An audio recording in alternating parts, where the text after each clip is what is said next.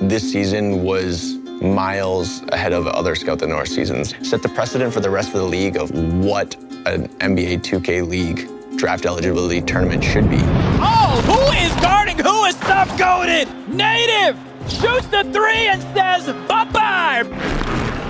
We brought in India, we brought Agent Zero from AMP to come cast. We invited our 6-2K fans, partners, stakeholders, the community to come out and support.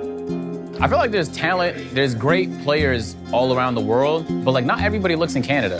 So it's convenient that the Raptors Uprising exists because they're the most incentivized to want to just search the country. And I love stuff like that because there's so much great homegrown talent that goes unnoticed so often. And there's a whole community of people here, and it just feels good to be familiar with them because that's like family.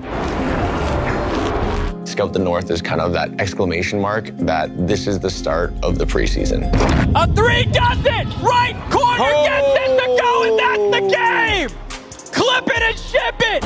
This is when everything begins. From scouting, from preparation, from working together to figure out what culture we want to bring, what identity we want to bring, how we want to view players, kind of gives us that edge and gives us that opportunity to really start that off-season progression in terms of how we want to build our team.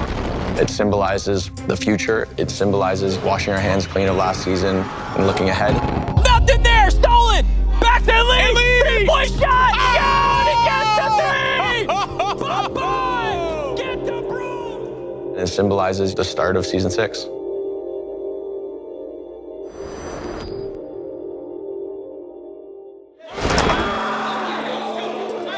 Going back to the start of season 5, we made a quick climb to the top, and then gradually we just sunk and sunk and sunk and sunk. We had exit interviews with the players, and there was never one cumulative reason why everybody thought the season went poorly. So that was kind of an indicator. Clearly, things were not all on the same page. Maybe we need to rethink this situation, because Raptors Uprising has always gone in with some sort of foundation, some sort of core into the next draft. So we kind of took a step back and we were like, something needs to change. And that started from hiring a new coach and then also giving that flexibility where it's like, maybe this is the time where we blow things up. From when I was 6 to 13, I grew up in Oakville, Ontario.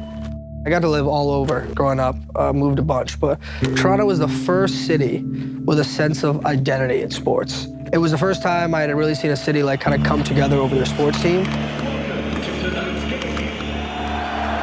I was a huge athlete growing up, and part of that, me being a huge athlete, was I wanted to be a part of like the community that I saw in Toronto, where it was like people's lives revolved around Toronto sports. I was nicknamed Roy. I played basketball and baseball primarily growing up, and I used to imitate the motion of Roy Halladay. Like over the head, I used to throw sinkers. And I went to go play baseball at the University of Rochester. Right before my freshman year, I blew out my arm. I had Tommy John surgery. My arm was fully in a sling, but my fingers worked. A friend of mine was like, hey man, just play 2K. Like get your mind off other things going on in your life, whether you're a scholarship scholar or not, just play 2K. Like everything in my life, I took it way too far, got super competitive at it, and started playing in leagues for it. I was almost done with my engineering degree. My passions had become competing, video games, and engineering. And when the 2K League came calling after college, it was just kind of the perfect area and opportunity for me to combine all three of those passions. Looks great, feels great, more quietly. Can he fit in an organizational structure like MLSE that really prides themselves on, business first? Check that box off. Does he have connections throughout the 2K community, and can he get answers within the 2K community? Checks that box. Does he know the game inside and out? He checks that box. Found an all-arounder. It's new to Raptors Uprising because we've never had someone in this position before. It's just such an invaluable asset to have, and I think he's shown that since, he first stepped in here. So I think we're gonna see the first kind of flow of prospects and video gamers that are specifically grown up to one day try to make the 2K League. They didn't play this game just for fun, they played this game to be a professional. We're gonna be ready. We're gonna know who that diamond in the rough is, and we're gonna be able to grab them. Just looking through some of the stuff, like anything these guys have done. We have combine stats here, how they did in the open combine, the closed combine. Stats from how they do on an everyday basis. Automated robots and scrapers, essentially, that are populating spreadsheets for us even when we're not watching. We have every number that we could possibly want in making some of these decisions for point guards, shooting guards, whoever's draft eligible, how they got draft eligible. We're essentially playing Moneyball. Often we draft players, we don't draft fits. What I want to do this year is draft fits. I want them to know day one what I need them to be good at and what I don't need them to be good at. I just need them to be better than the average person at their position. These positions in 2K aren't like real basketball. You're forced to play within the constraints of the game. You know, being good at your position is basically all that matters. Like, we had our lock who was in like the top 15 for points per game. Other people look at that and say, wow, Big Saint was an integral part of your offense. I look at that and I say our guards were deficient, because why is the lock scoring that much? It's not supposed to touch the ball that much. That's not how 2K is played. So there's always, you know, two sides to every coin. Winning is our main priority. Nothing will get in the way of that. We love to take care of our players. We love to make sure they're comfortable, and we like to make it that all they need to focus on is 2K. Let's go, yeah. Let's go. Continue to give them the best NBA 2K League experience. But at the end of the day, we need to be ready to act quickly. You blink and the season's over. Just that initial buy-in off the top to continue to be better and, you know, action.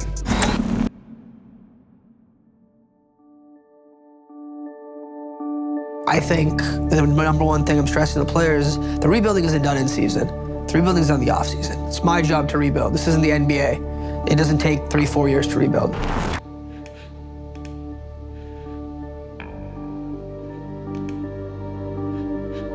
It takes one.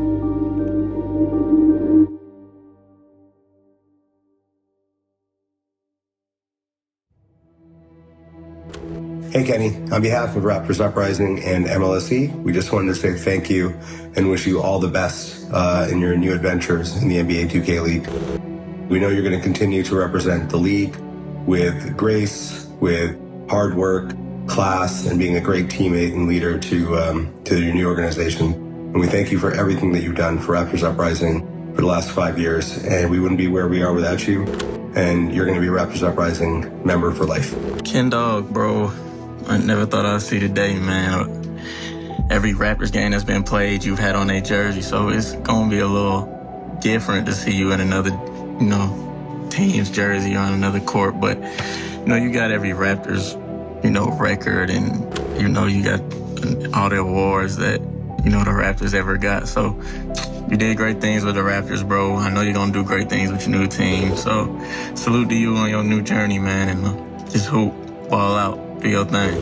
Kenny is the ultimate team player and competitor.